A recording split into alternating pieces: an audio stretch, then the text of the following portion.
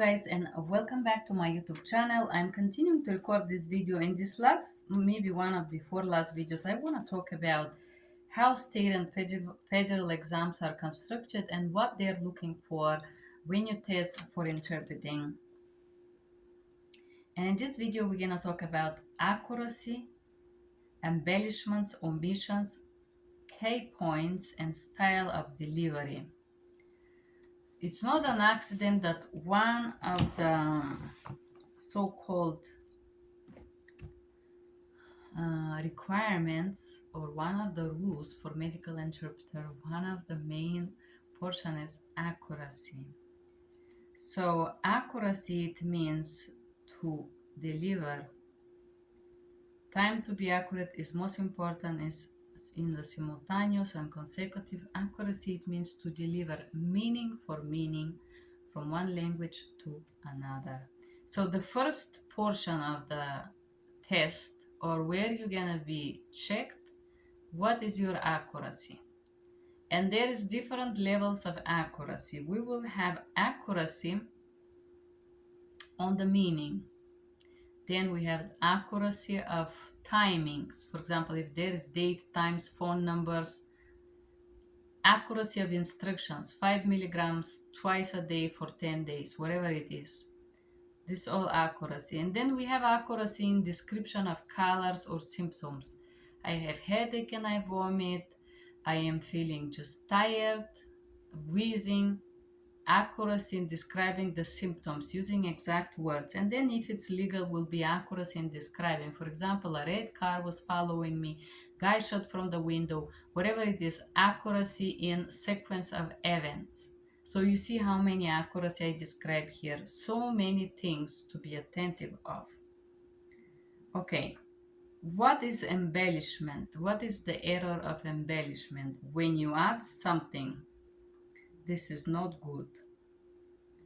Adding information, you have to ask for information. There could be minor changes or major changes. For example, some people try to make speech clear when the person is blurring, pausing, slurring, and whatnot. So what will be considered embellishment here? If you make the speech clear, if the patient is blurred, you don't have to slur itself, but you could say blur speech, right? Omissions, missing information, missing portions of the message, missing portion of the time of the instructions, and so on. There could be major and minor. And then we have style of delivery. Style of delivery is when you guys start to interpret the tone of your voice. Style of delivery, it's overall how you speak. It cannot be faster than the original. You have to be exactly the same speed. And when I said if somebody is slurred, you do it slow. And if you don't want to imitate the slurred, you could say slurred speech, muffled speech, muffled sound, then I wish, then muffled sound.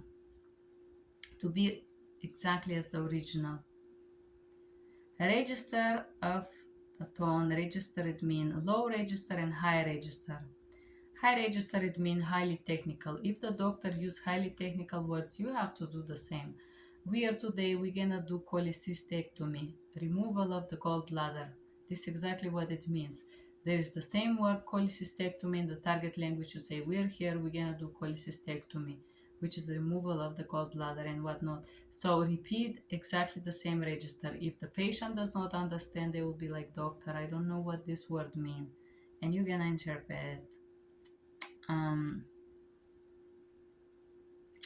Then register and localization, it also is gonna check for your syntax and grammar.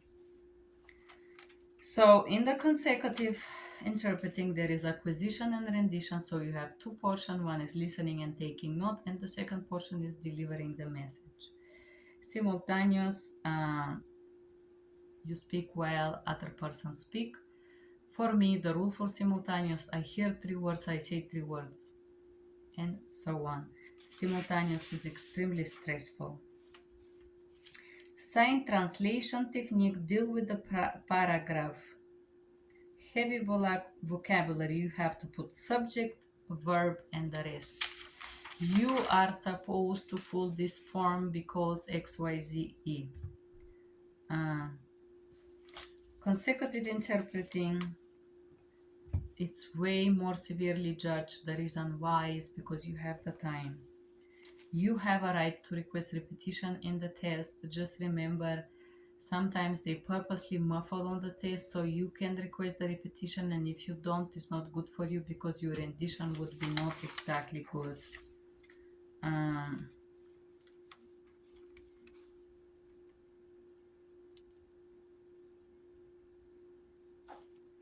there is one, so remember segment A, B, C, locations, phone, so things that you write. Names, just remember when you take notes, names. For doctor, I write D, for patient P, names, phone numbers, locations. And if there is the symptoms, I don't write them all. For example, I have severe headache, I write SHD. Stomach pain, STP. So if you have symptoms, I usually line them one below another one, and then when I start the rendition, I just make a check. And they say always write the last word. Simultaneous interpreting usually is in blocks for a few minutes. A lot of 480 words. So usually if it's 480 words testing, that would be 120 words per minute. So you're gonna have maybe 7 sections of simultaneous, if not. And this is what you guys should know, that are the K points testings for you. Thank you for being here. Have a good day. Bye-bye.